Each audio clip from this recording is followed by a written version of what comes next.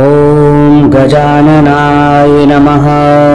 ॐ गणाध्यक्षाय नमः।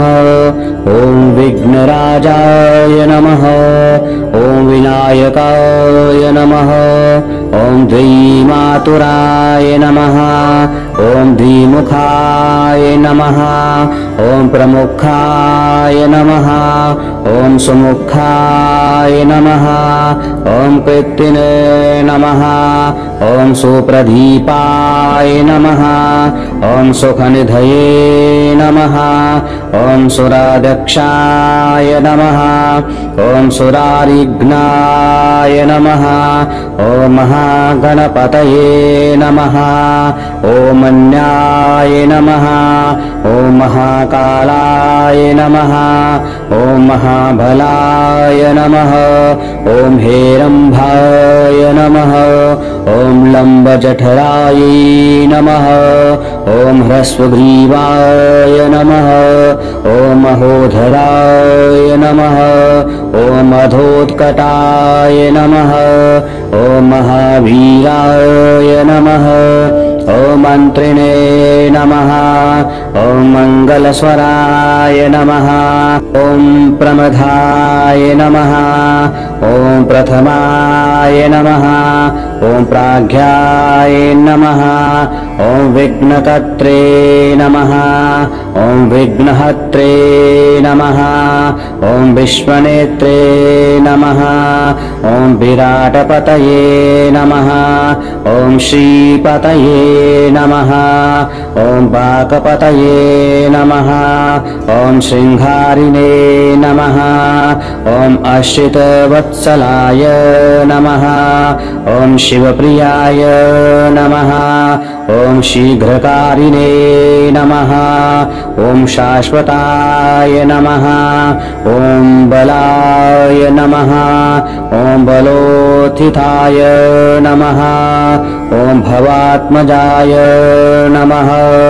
ॐ पुराणपुरुषाय नमः। ॐ पूषणे नमः।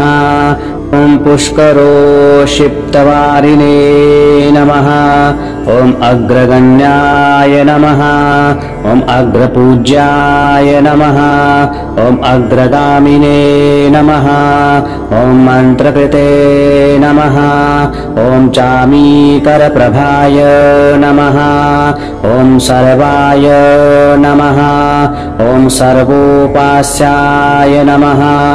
ॐ सर्वकर्त्रे नमः। ॐ सर्वनेत्रे नमः। ॐ सर्वसिद्धिप्रदाय नमः। ॐ सिद्धये नमः। ॐ पञ्चहस्ताय नमः। ॐ पार्वतीनन्दनाय नमः। ॐ प्रभवे नमः। ॐ कुमारभुरवे नमः। ॐ अक्षोभ्याय नमः।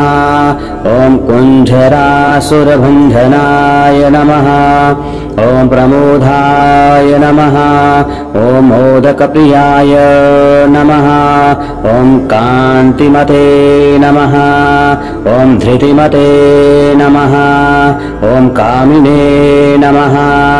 ॐ कपिथपनसप्रियाय नमः।